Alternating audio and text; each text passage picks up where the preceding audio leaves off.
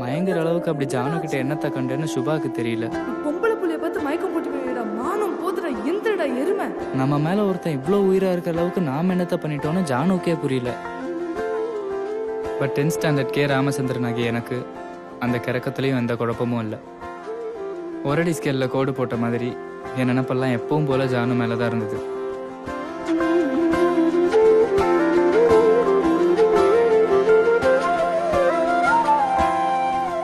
நான் ஜானுவை கல்யாணம் பண்ணிட்டு அவ பேர் என்ன தெரியுமா?